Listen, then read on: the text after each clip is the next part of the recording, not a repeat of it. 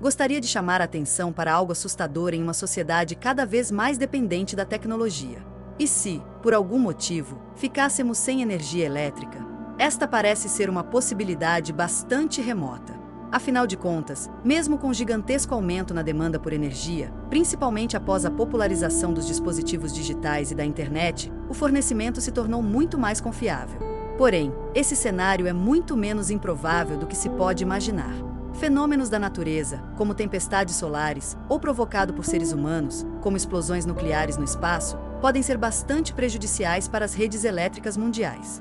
Já tivemos provas do potencial destrutivo desses eventos. Em 1859, uma tempestade solar foi capaz de destruir as redes telegráficas, que eram os únicos dispositivos elétricos que existiam na época. Já em 1962, um teste nuclear realizado pelos Estados Unidos, conhecido como Starfish Prime, desabilitou diversos dispositivos eletrônicos sobre a região do Havaí. Hoje, com uma tecnologia muito menos resistente a esse tipo de evento, os estragos poderiam ser gigantescos. Repetindo, a possibilidade de qualquer uma dessas situações acontecer é muito baixa, mas não desprezível. Imagine então que, num determinado dia, o pior aconteça: um apagão de proporções globais. Nesta série de mini-documentários, vamos imaginar como diferentes pessoas em diferentes situações iriam reagir diante desse terrível fato. O dia é 3 de março de 2025. Durante os dias anteriores, a imprensa mundial, em diversas reportagens nas televisões, portais de notícias e nas redes sociais, chamava atenção para a elevada atividade solar, que já havia causado uma série de problemas envolvendo sistemas de GPS, comunicações via rádio, além das mais espetaculares auroras austrais e boreais, nas regiões polares. Agora, uma gigantesca mancha solar estava alinhada com a Terra, e muitos especialistas no estudo do Sol previam que uma terrível explosão estava prestes a acontecer e as consequências poderiam ser seríssimas, por causa da quantidade de partículas eletricamente carregadas que chegariam ao planeta e seriam capazes de destruir as redes elétricas. Enquanto os chamados sobrevivencialistas se precaviam, estocando mantimentos e se isolando em abrigos e locais afastados, a maioria das pessoas seguia suas vidas. Afinal de contas, com ou sem tempestade solar, os boletos tinham que ser pagos. Assim era a rotina de uma mulher, com cerca de 25 anos, moradora de um prédio de apartamentos em uma cidade de porte médio na região central do Brasil. Era começo da noite e a mulher havia acabado de chegar em casa, quando começou a receber pelo aplicativo de mensagens diversos convites para ver a fantástica aurora. Segundo seus amigos, na manhã daquele dia tinha ocorrido uma explosão solar gigantesca, que era o gatilho do maravilhoso espetáculo celeste que iria acontecer logo mais, por volta da meia-noite. Ela não respondeu a nenhuma das mensagens, pois estava preocupada com os relatórios que teria que apresentar na empresa no dia seguinte e não ia perder seu sono com o evento que, segundo muitos dos sites de notícias, tinha poucas chances de acontecer. Ela já havia perdido o sono esperando outros espetáculos celestes que seriam maravilhosos e foram decepcionantes.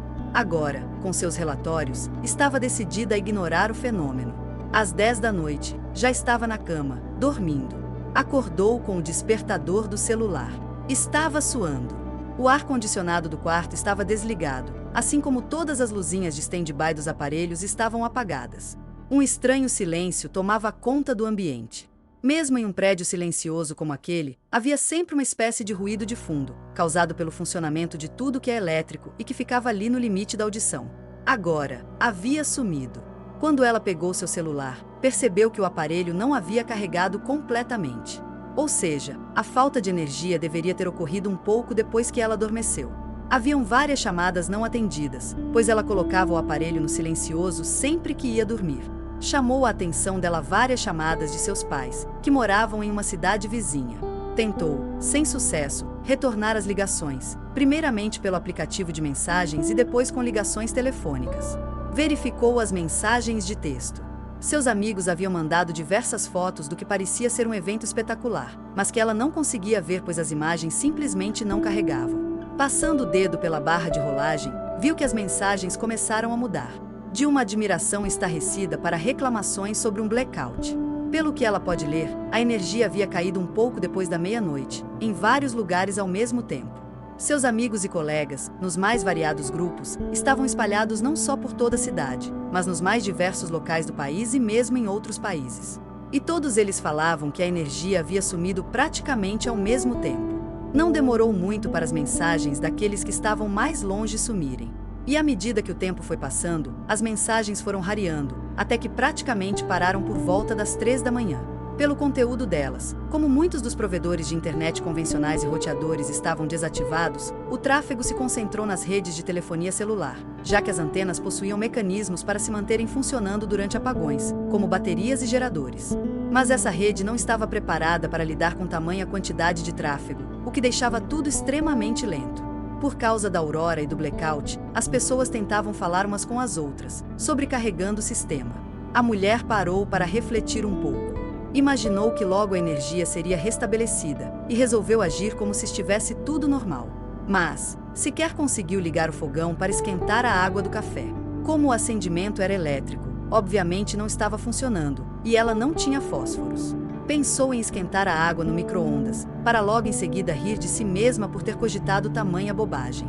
Ela então decidiu que iria se vestir e tomar café na padaria que ficava no caminho entre a sua casa e o trabalho. Pegou suas coisas e saiu.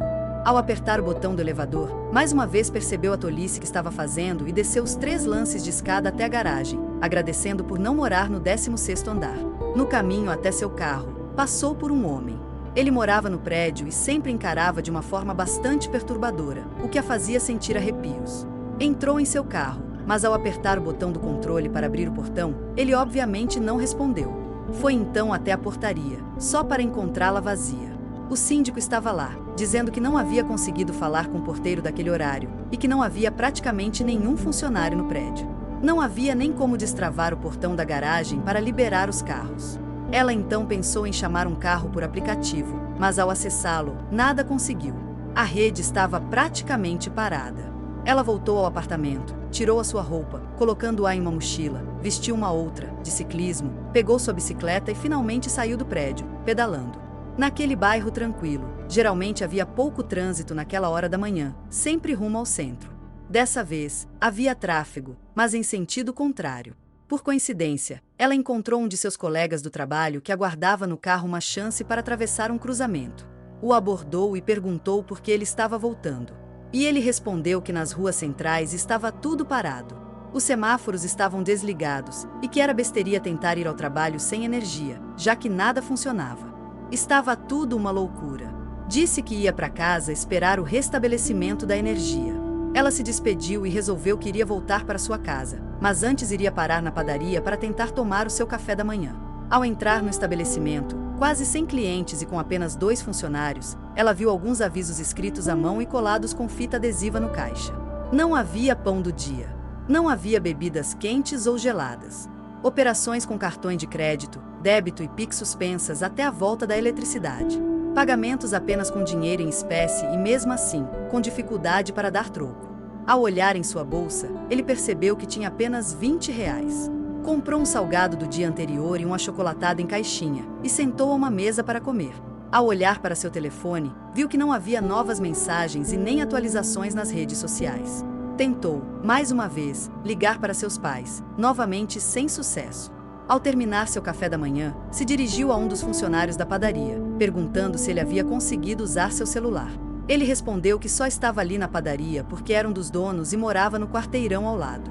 Não havia conseguido falar com seu padeiro ou atendentes, e que aguardaria mais um pouco pela volta da eletricidade e, caso não voltasse, iria fechar. Ela perguntou se ele havia visto a aurora e ele disse que tinha sido fascinante, mas que o fascínio acabou junto com a eletricidade. Completou dizendo que a sua esposa, uma mulher que sempre achava que o pior ia acontecer, havia avisado que aquelas luzes iriam trazer algo catastrófico, e dessa vez parecia que ela estava certa. Pelo que eles haviam visto no celular e na TV algumas horas antes, muitos alertas foram dados sobre aquela possibilidade de apagão generalizado, mas que quase todo mundo, incluindo ele, achou um exagero, típico de uma sociedade caça-cliques. Terminou dizendo que a esposa dele havia comprado muita coisa prevendo que eles ficariam um bom tempo em casa, e que, se antes ele tinha ficado com raiva, pelo dinheiro gasto, agora ele agradecia, pois, embora não achasse que a situação de falta de energia fosse demorar, podia ser que, afinal de contas, os catastrofistas estivessem certos.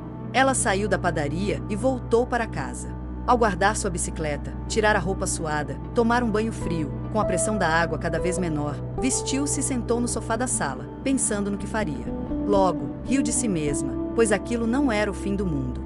Nesse momento, o pessoal das companhias de energia deveriam estar trabalhando para solucionar o problema. Pegou mais uma vez seu celular na esperança de que as redes tivessem voltado a funcionar e poder ao menos mandar uma mensagem de texto, e percebeu que o sinal da operadora havia sumido. Após tanto tempo sem energia, a carga das baterias e o combustível dos geradores estava acabando. O silêncio era ainda mais profundo, quebrado apenas pelo som de animais, como de pássaros ou de um ou outro latido de cachorro, por alguma motocicleta, e uma ou outra sirene, de polícia ou ambulância, ao longe. Nem os ruídos de movimentação dos moradores, que costumavam vir dos apartamentos acima, eram ouvidos. As pessoas estavam quietas, talvez por perceberem que aquela situação era realmente grave, ainda mais pela forma como aconteceu. Um espetáculo de luzes maravilhoso tinha levado consigo a energia que movia a civilização humana. De repente, ela percebeu o quão solitária estava. Em plena era da comunicação, ela não tinha como saber o que estava acontecendo na rua ao lado. O contato com parentes e amigos, sempre na palma da mão, sumiu. Se ela precisasse de ajuda, a quem iria recorrer? Lembrou-se então de um amigo, solteiro como ela, que morava no outro lado da cidade e que uma vez havia mandado seu endereço pelo aplicativo de mensagens. Será que ela deveria arriscar-se e ir até lá? Foi olhar a rota que ela teria que fazer no aplicativo de mapas, mas ele estava fora do ar. Não sabia como chegar naquele bairro. Todos haviam se tornado tão dependentes da tecnologia que não podiam mais sequer se locomover pelos seus labirintos de concreto sem um guia digital. Batidas na porta interromperam seus pensamentos. Levantou-se e olhou pelo olho mágico. Era aquele homem da garagem, aquele que a assustava. Ela sentiu uma onda de medo percorrer o seu corpo. Os funcionários do prédio sabiam que ela morava só, assim como o síndico. E se ele, sabendo de sua solidão, sabendo que todos poderiam estar desnorteados com a falta de luz que aparentemente havia atingido todo o planeta, iria se aproveitar para fazer algo nefasto? As batidas se tornaram mais insistentes. Ela afastou-se da porta o mais silenciosamente possível, correu para seu quarto e trancou a porta. Em uma situação extrema como essa, o que você faria se estivesse no lugar da mulher? Por favor, deixe suas respostas nos comentários. Obrigado e, em breve, mais um capítulo de algo que pode se tornar assustadoramente real. Sem energia.